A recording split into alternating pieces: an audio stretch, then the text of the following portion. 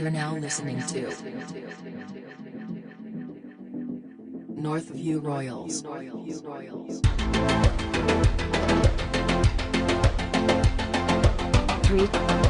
2, 1. Welcome to the newest episode of the Northview Royals podcast, probably the best podcast on planet Earth that you've never fucking heard of before. So if you haven't subscribed to the YouTube and followed the Instagram, go ahead and do that right now.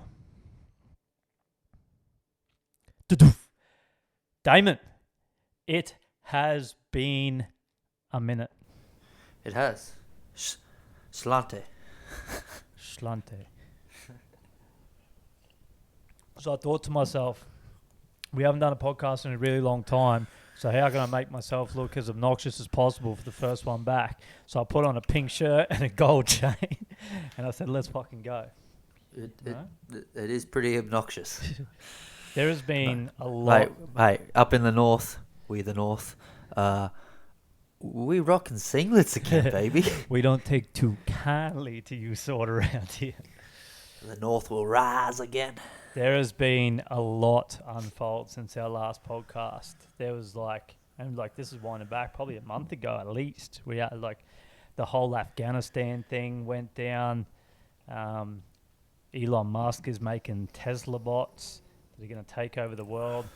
Even just recently, we had, as recently as the weekend, we had The Rock feature on a rap song.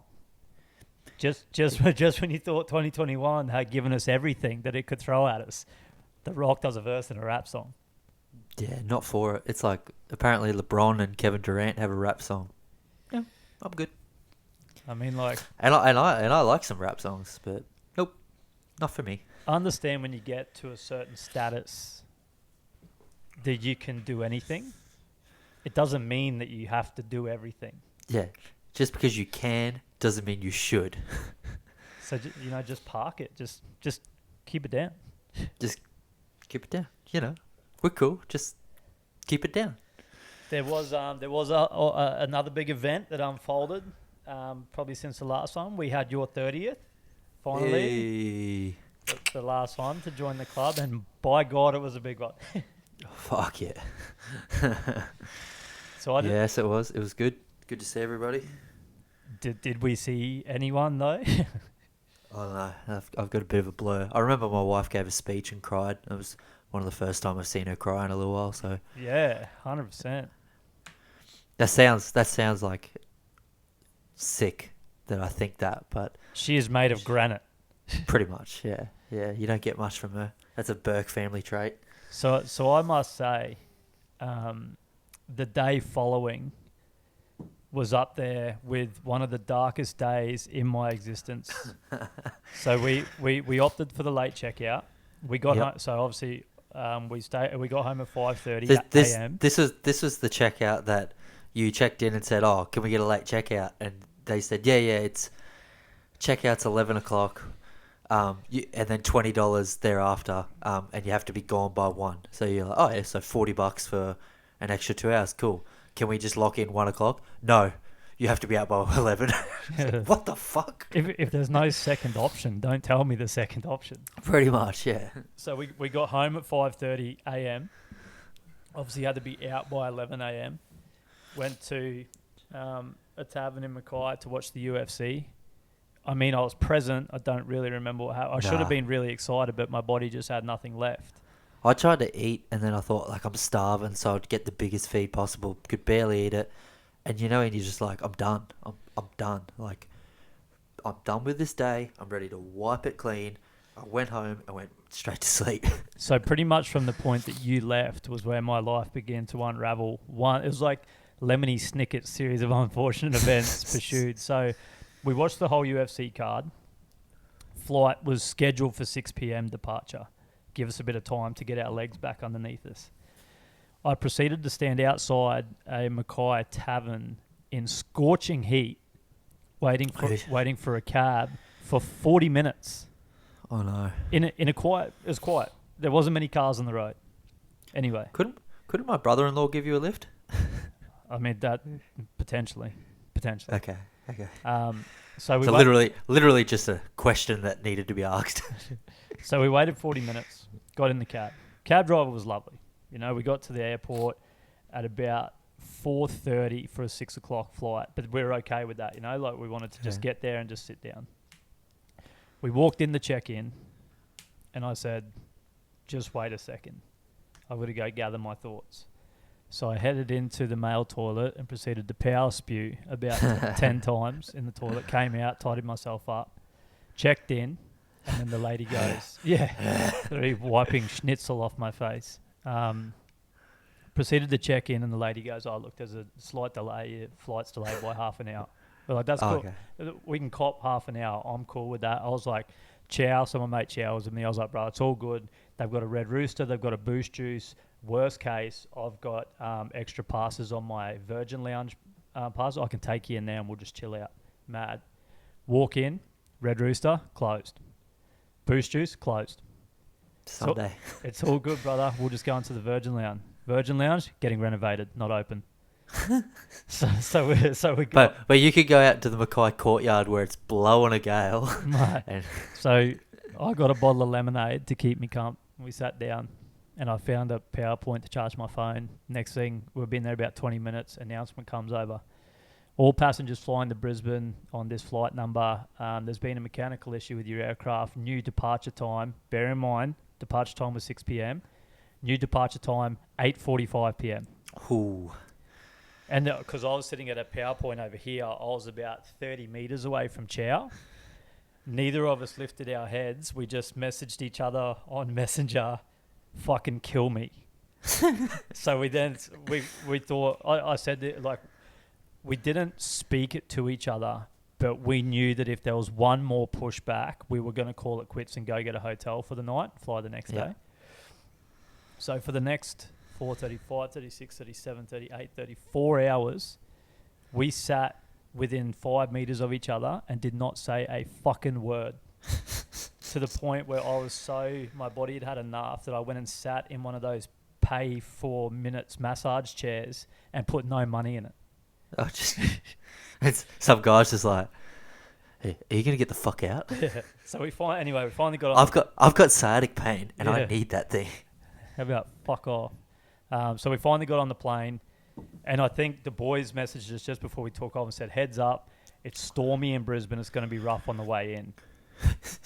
And buckle up, brother. By this point, mate, I was in a real bad way. So we sat down, and we checked the pockets.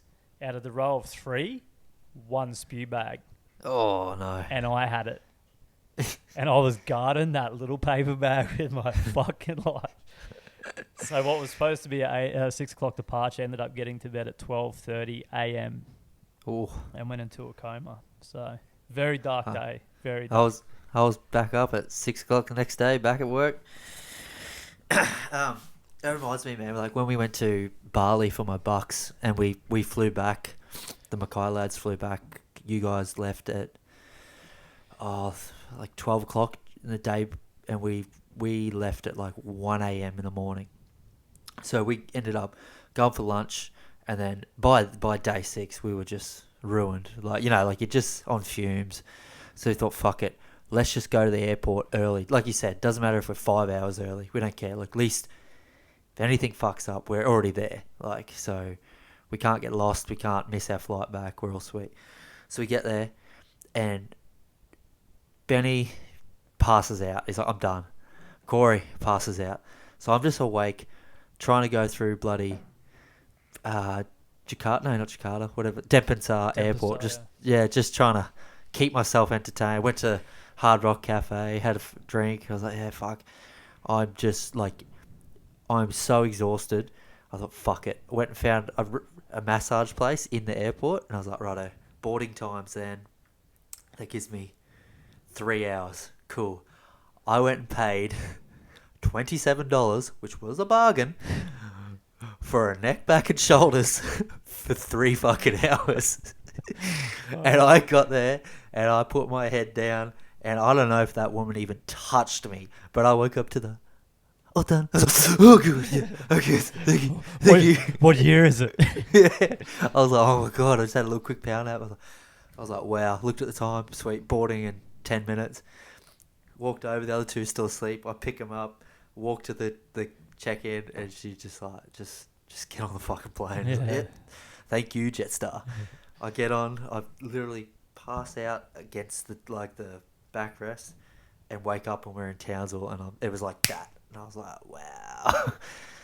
I'm feeling some feels. But it was a good idea, yeah, the old 3-hour neck, back and shoulders. Like, I actually like wonder if like she walked in and it was just like walk out. Like periodically every 15 minutes, come check if I'm still fucking. Just give you a little pat on the back of the head. Yeah. How's the pressure?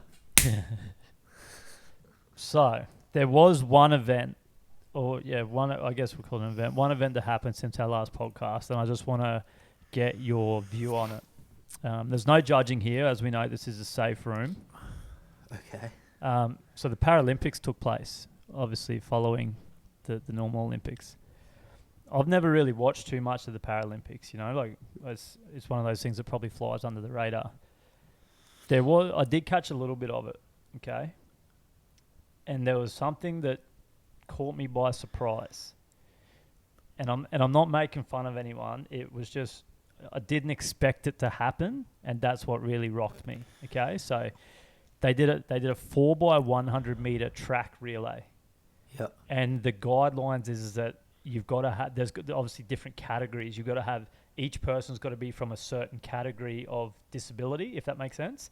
So I think they had to have an amputee as one of the runners. They had like, I think whatever, like the S4, which I think is like a mental disability. And then the last leg was... You really bought into this, didn't you? So S4. Sector 4. Okay. Yeah. And the last leg was the wheelchair races. Yeah. Here's what got me. They went the first one, passed the baton, whatever, went the second one, passed the baton. As they were running around the last bend, I thought to myself, how's this cunt going to hold the baton if he's using his hands for the wheelchair? Deep throat. No. From what I could see, and I didn't watch the replay, he was wearing a Velcro jacket and the guy slapped it on his back with Velcro. And then he just fucking pumped it all the way home with this baton Velcroed to his back. I mean, it's pretty ingenious. I get it. I would have preferred to see it like under the neck. Like, so you have to do it like that. So you have to keep it there, and if you drop it, obviously you have to stop and get it. Like innovation, because I saw like some of the other sports, like they do the regular sports, but they've innovated them to make them doable by people with disabilities. So they do, I can imagine it's their equivalent of lawn bowls, but for people that are in like the Stephen Hawkins chairs, like they don't have... I did see that. They have like so they just set up where they want it, like, and then the person, they have like a carer or whatever who then releases it. Oh, they adjust it for them until they're happy. Yeah, I believe they use the straw. For the directions, but the spotter's not allowed to look at the field of balls. Yeah, that's right. Yep. There was one sport that I didn't get to see, and I didn't really look into whether it's in there or not, but it did raise a few questions for me. So obviously things like the shot puts and things like that with the smaller people, they just throw lighter weighted things like that. Yeah. So there was obviously, I don't know what the vernacular is, like midgets or dwarfs or whatever. There was obviously... I definitely don't think it's either of them. There was events of little people, okay? I think that's the one. The event that I didn't get to see that I'm intrigued about is the equestrian. Do they ride Shetland ponies? I suppose it depends how big you are. I don't know, man. Like, my mum's got a friend who used to do equestrian, like, for real. And she came off one in an event and paralysed her. That's what I'm saying. Like, if you don't... So... Yeah, I wouldn't imagine they put them on a full size. Even just a smaller size, or I mean, Shetland's a bit of a gag, but I mean, it's funny. And they strap like glittery horns to the fucking horse. Man, those my stepmom's got a Shetland, and he is thick. They are thick. So- They're kind of like the little people too, like compact. Like That's they're what I mean. Like their torsos are super round, and then they've just got the smaller limbs off the bottom of them. So to me, it would make sense. But just the thought of potentially dressing the Shetland pony up like a unicorn and making it a magical event would have made it far more entertaining. But what the fuck's a Shetland pony jumping over a pool noodle on the ground? They can't get up. Hey, it's all in scale. It's all got to be in scale. You know what I mean? Yeah. Do you know, a sporting thing though that I thought this would have tickled your fancy. I seen it on the project a couple of weeks ago where they are trying to like be more inclusive in netball because it's such a women-dominated thing. They're trying to get people to like boys to play it, so they opened it up to like one school, which was like an all-boys school. They're like put an all-boys team in the girls' comp, and lo and behold, the boys' team swept the comp and flogged the girls, and then they're like, "Oh, that's wrong." I'm like, you can't have it both ways. And because it's not their fault, they let them go in there. Like, what are they supposed to do? Not play hard? See, I'd watch like mixed. Like, I remember playing mixed is fun. Like, This is where it starts blurring the lines about fucking like transgenders and shit like that. Like, unless it was a joke story that I read, taking a stab, but I saw somewhere that transgender weightlifter got like female sports person of the year in her country or something like that. yeah. It's getting dicey, you know? Have you seen Dave Chappelle's new stand-up? Nah. He does the same. He has talk a bit about. Go watch it. It's fucking sick. It's funny as. It's actually really well done, but obviously he cops a lot of flack from, the trans community. But he sort of explains that everybody thinks that he's punching down, but that's your perception that he thinks those people are below him, where he thinks they're the same. So it's punching sideways. Like, everybody gets the jokes. Everybody gets paid out. That's how it works. Like, but he says, like, so Caitlyn Jenner won Female of the Year 1 year after, like, being a woman. He goes, she ain't even had a period yet. Like, how the fuck? He goes, I'd be pissed for you women. Yeah, it's just getting real dicey. Real dicey, you know? Easy. We done? We're closing it out? Yeah, mate. Yep. We're back. We're fucking back. I expect you to adopt the obnoxiousness for the next episode and wear something really out there. Yeah, mate, this is the same reason why I won't be crying on my Instagram like you will be. I just do me, bros. Let us know what you think. Pink shirt, gold chain. Let us know what you think. Is Cameron part of a blended family? Look, just We are blending. I apologise for him. We are out. Peace.